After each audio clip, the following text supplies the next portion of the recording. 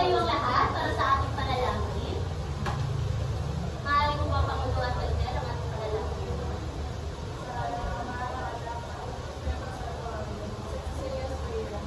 Oh, gentle Cecilia, sweet voice and melody of the heart of Jesus, we come to you to beg for your assistance. Pray for us, Cecilia. Teach us to sing the glories of God, and also for the glory of God. Give us the voice to sing the Albert, as you did at the hour of your martyrdom. Pray for us who are here, the singing heart and the Pray for us. Pray for us. Amen. Father, Son, Holy Spirit. Magandang umaga, grade 5. Magandang umaga po, Binibini. Kamusta kayo ngayon?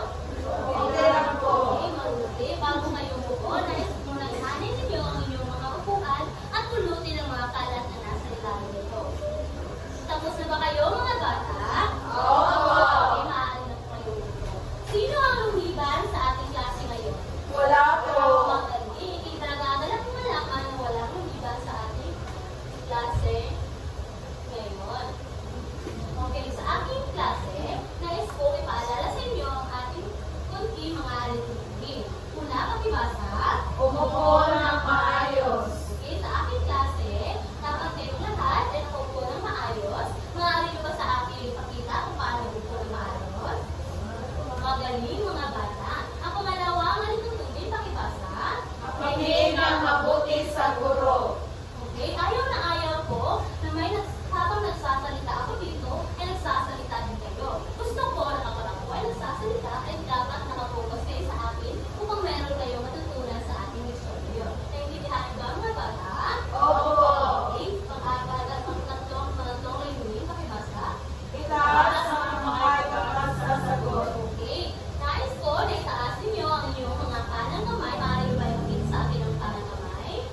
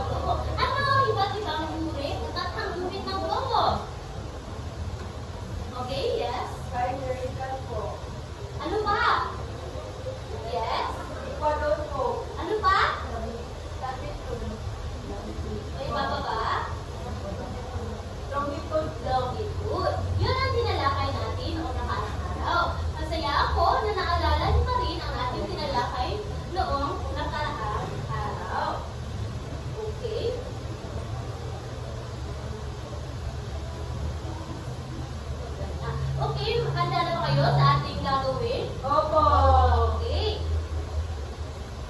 Nais kong obserbahan ninyo kung ano ang nasa screen.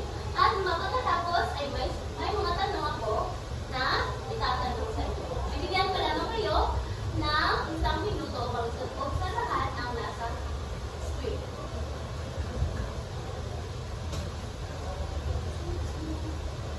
Okay na ba mga bata? Opo! Okay, ano ang inyong napansin sa larawan? Yes, Kantil. Mayroon pong globo. Mayroong lobo. Tama. Bukod dito, ano pa ang inyong napansin? Yes. May mga tao na iba't-ibang lahi. Okay, magaling. May iba't ibang lahi po na tao. Ano pa yung napansin? Okay, yes. May tinutulog po sila lugar sa grupo ko. Okay, magaling. Bigyan ng tatlong bagsak ang iyong mga sarili. Sa tingin ninyo, batay sa larawan na aking pinakita, ano kaya ang ipinapahiwatig nito? Base sa mga sagot ng inyong mga mag-aaral at ng inyong mga klase, sa tingin ninyo, ano kaya ang pinapahiwatig nito? Yes? Tumayo? Sa tingin ko po, ito ay naglalawan sa kolonyalismo. Sinabi ninyo na ito ay may iba't ibang lahi ng tao na itinuturo na lugar. Ano kaya ito?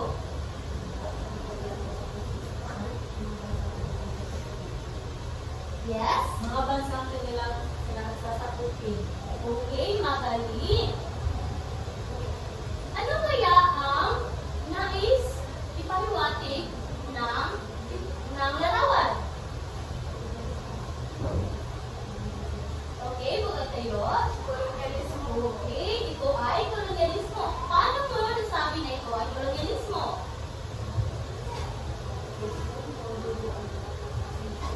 Dahil po ang globo ay nagsisipulo ng mundo. Okay, ito ay nagsisipulo ng kasaguto. Okay. Batay sa ating mga kasagutan, ano kaya ang tatalakayin natin ngayong araw? Yes, tumayo. Kahulugan at layunin ng kolonyalismo po ibig. Okay, magaling. Bago natin sisimulan ang ating talakayan ngayong araw, nais ko munang basahin ninyo ang ating mga layunin. Okay, magbasa. Sa pamamagitan ng PowerPoint presentation at iba-ibang aktibidad patungkol sa kahulugan at mga layunin ng kolonyalismo, ang mga nag-aaral sa iba't baitang ay inasahang makakuha ng 85% katupakan. Natulog po kung ano ang kahulugan ng kolonyalismo. Pangalawa, Napapahalagahan ang layunin ng kolonyalismo. ang huli, Nakakagawa ng simpleng road trip, dula-dulaan na nagpapakita ng iba't ibang layunin ng kolonyalismo. okay.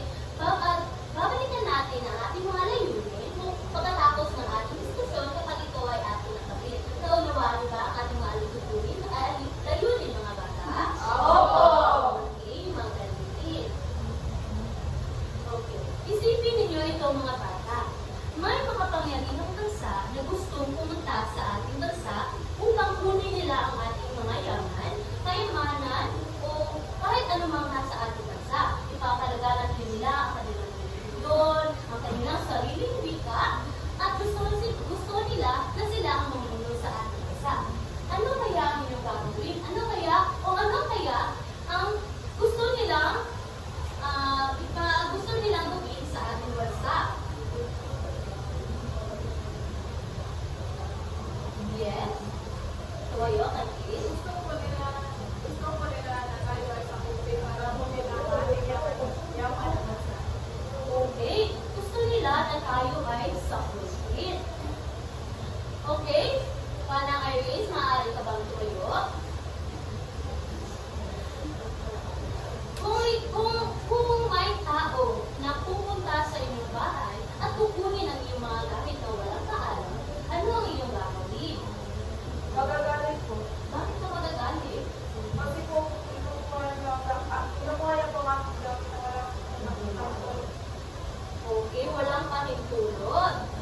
magaling.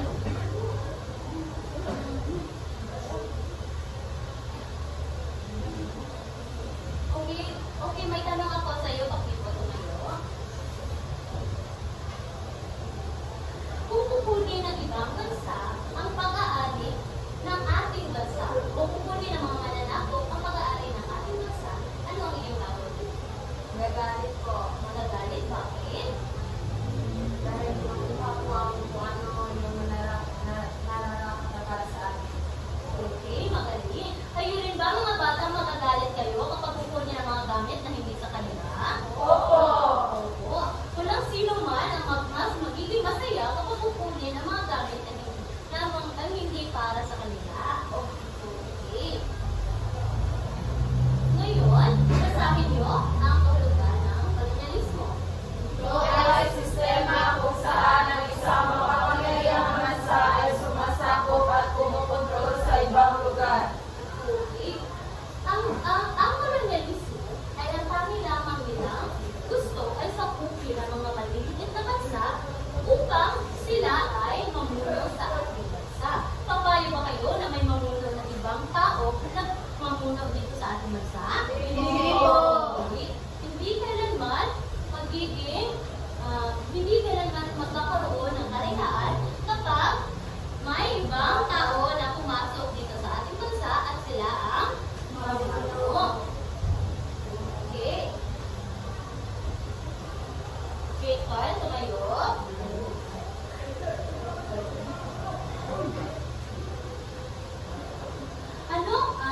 Ano para sa inyo? Ano para sa inyo? Sa iyong palagay, ano kaya ang gustong kunin ng mga mananakop sa ating bansa? Mga likas na yaman. Mas kayamanan. Okay, magaling. Bigyan ng tatlong bansa si Descartes. Yes, Raylene, ano ang iyong sagot? Spices po, teacher. Spices. Okay, dahil ang ating bansa ay mayaman sa lugas na yaman at mga spices, kaya gusto nila tayong sakupin. Okay, Raylene, tumayo ka ulit. Paano kung ikaw ang leader? Paano kung ikaw ang isang leader kung sinakop ang ating bansa? Ano kaya ang iyong gagawin upang paglaban ang ating bansa? Una kong gagawin ay makikipag-usap sa ibang bansa at makikipag-alay kung anong haba ang kanila dahilan kung bakit sila pumunta sa aming bansa.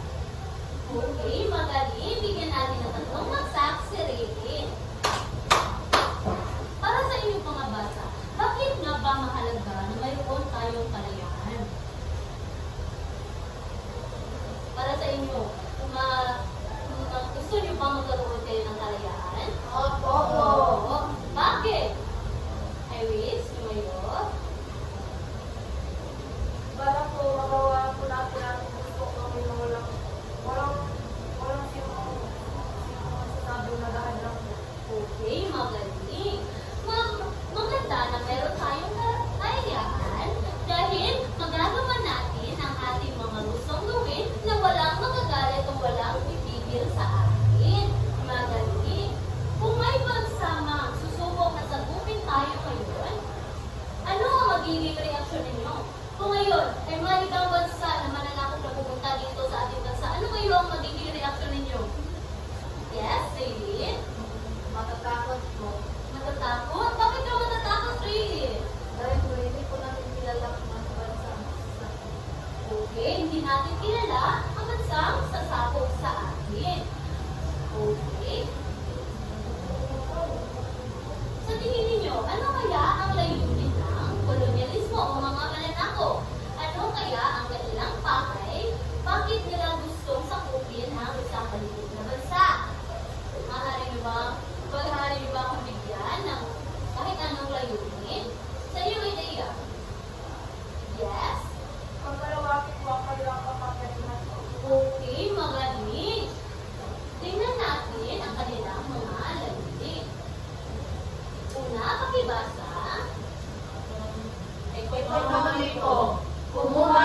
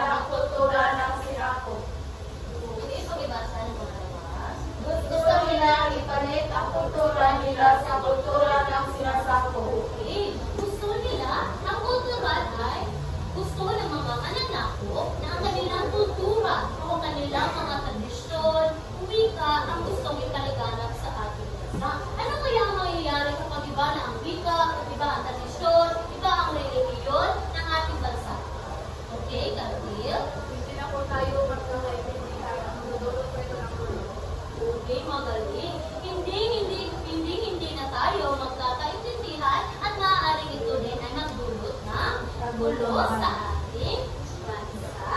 Okay, ano ang mangyayari sa isang bansa kung mawawala ang tradisyon? Okay, ibang sagot.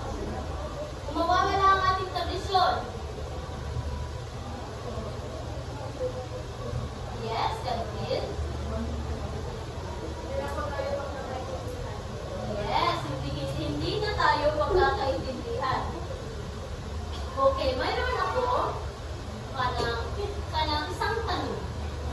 Kung kayo ang nasa panahon ng kolonyalismo sa ating bansa, papayag ba kayo na kunin ang ating mga likas na yaman at iba? Yes, Calvin? Hindi po. Dahil kita yung mga yan na iba ang makikinabang sa ating likas na yan. Okay, hindi tayo papayag na kunin nila ang ating mga likas na yaman, pati na rin ang ating reliyon, ang ating wika at ang ating mga tradisyon. Magaling nakuha niyo ba ang mga layunin, mga bata? Oo. Ano nga ulit ang tatlong layunin ng kolonyalismo?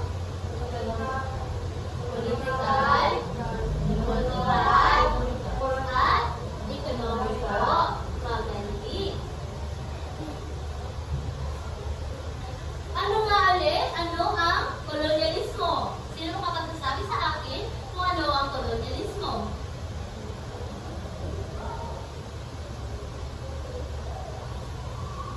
Yes, Iris? Isang sistema ng pananakot kung saan ang isang makapangyarihan na bansa ang sumusakot at ang namumuno po sa ibang lupa. Okay, magaling. Ano naman ang mga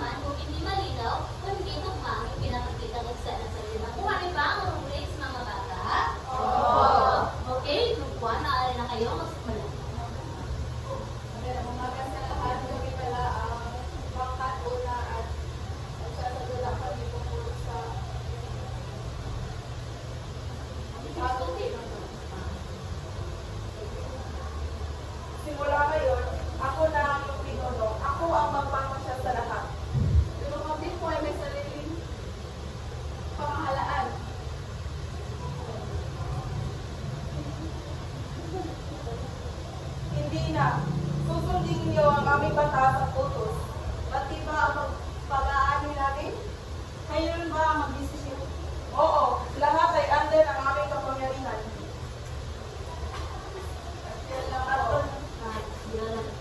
Okay, pangalawa, maaari niyo bang hulaan? Hulaan mo kung ano ang kanilang isinadula? Maaari niyo bang hulaan? Habang pinuno.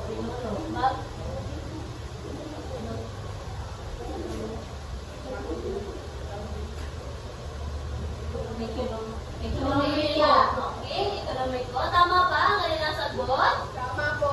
Okay, magaling. Okay, group 2, maaari na kayo pumunta sa harapan.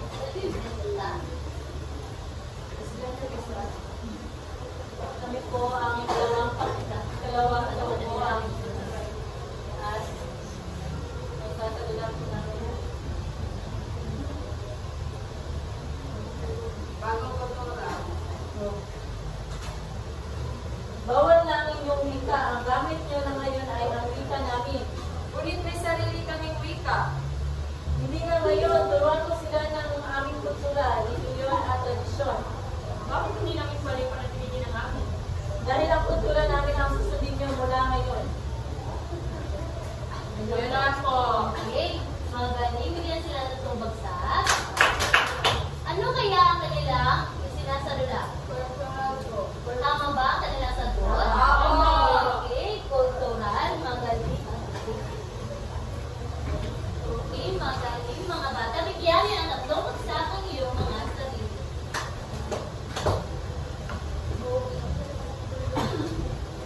Magaling. Okay, ang unang kanta ay nakakuha ng 8 puntos. Okay, ang pangalawa naman ay 8 puntos. Okay, sa ating sinalakay o sa inyong sinasadula kanina, ano kaya mga anong values o moral ang inyong makukuha sa ating tinalakay? Anong Sicilian core values ang makukuha ninyo sa ating tinalakay?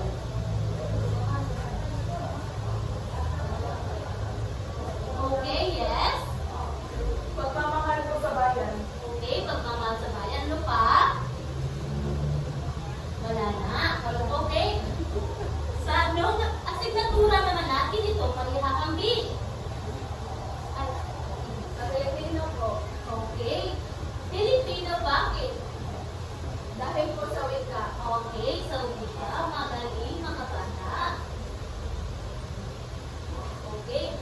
Ngayon, maibibigay ako sa inyo pagtataya upang malaman kung nalubos na may natutunan talaga kayo sa ating tinalakay ngayong araw. Okay.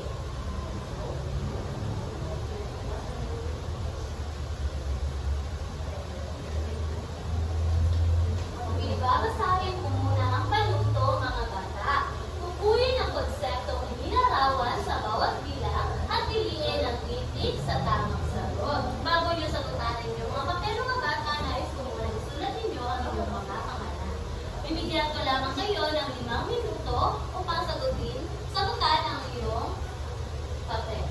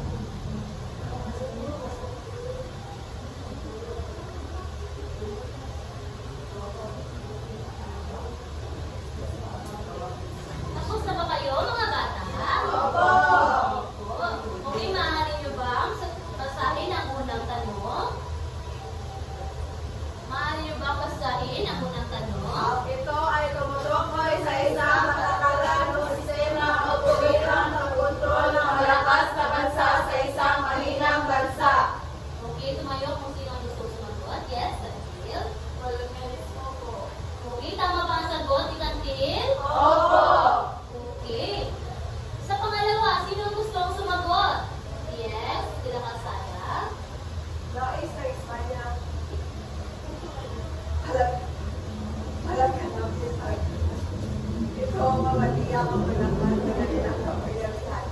Same po, Kristyanismo. Okay, sangayon ba kayo sa kanyang sagot? Opo! Okay, sa pangatlo, sino gusto mong sumagot? Yes, I agree. Tumayo. Ito ang tawag sa bansang kasako, ang isang malaki o malakas na bansa. Hindi po, kolonya. Tama ba ang kanyang sagot? Opo! Okay, ito ay kolonya. Sa pang-apat naman, sino ang gusto? Yes, Kapito. Ano ang nais para makina mga makapangyarihang bansa para makilala sila sa ibang bansa? A po, territory. Okay, tama ba na teritoryo? Opo! Okay, magaling. Sa panghuli, sino gusto ang sumagot? Yes. Ang Pilipinas ay sagana nito kaya ito ang isang dahilan bakit nais ng Espanyol na sakupin ang iikas na yaman. Okay, tama ba ang sagot? Opo! Okay, magaling. Sino ang nakakuha ng 5 puntos? Okay, masaya ako malaman na lahat kayo ay nakakuha ng 5 puntos. Sa pangalawang gawain naman, ay gagawa kayo ng refleksyon o journal. Sagutin ng tapat at buong puso ang mga tanong sa magbaba. Gamitin ang sariling pananaw, damdamin at karanasan. Maaari kang gumamit ng 2 at 3 na pangungusap bawat sagot. Naunawaan niyo ba? Panuto mga bata? Opo! Oo, magaling. Maaari na kayo magsimula. Bibigyan ko lamang kayo ng 5 minuto pang gawin ito.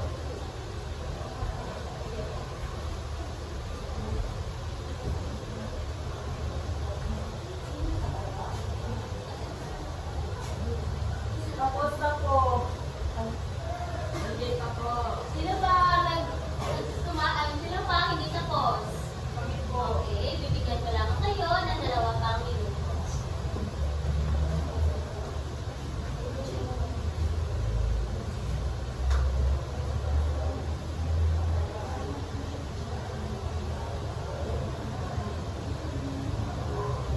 Tapos na ba kayo mga bata?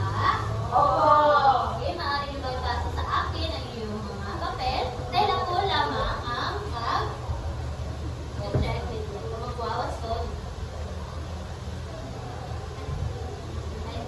Okay. Sa puntong ito ay papalitan natin ang ating mga layunin kapag ito ay ating nakamit. Gagawin nyo lamang ito kapag ito ay ating nakamit at ito naman kapag hindi. Nakuha nyo ba? Opo! Okay. Natutukoy ba natin kung ano ang kahulugan ng kolonyalismo? Opo! Nakuha. Okay, natukoy ba natin ang ano ang kahulugan ng kolonyalismo? Opo! Okay. Pangalawa, napapahalagahan ba natin ang layunin ng kolonyalismo? Okay, magaling. Nakagagawa ng simpleng roleplay o dula-dulaan na nagpapakita ng iba't ibang layunin ng kolonyalismo, ekonomiko, politikal at kultural. Magaling. Bigyan natin ang 5 bagsak ang ating mga sarili. Magaling. Okay, maaari bang buhanin ang inyong mga kwaderno upang isulat ninyo ang ating takda-araling. Babasahin ko muna ang manuto at makiulit kayo. Bumuhin ng isang poster na nagpapakita ng isa sa mga layunin ng kolonyalismo. Halimbawa, pagkuha ng yaman, pagpapalaganap ng relihiyon o relihiyon, at iba pa. Lagyan ng pamagat at ipaliwanag. Nakuha niyo ba ang ating takdang-aralin? Opo! Okay, ipapasa niyo ito bukas. Ito ang rubric o pamantayan ng ating takdang-aralin. Nilalaman, 40 points, pagkamalikhain, 30 points, kaayusan, 20 points, at pagpapahalaga, 10 points. Okay, magsitayo ang lahat para sa ating panalangin. Maaari mo bang pamunuan? Green card ang ating panalangin ngayon. Para na ng mahal ang anak, Espiritu Santo. Glory be to the Father and to the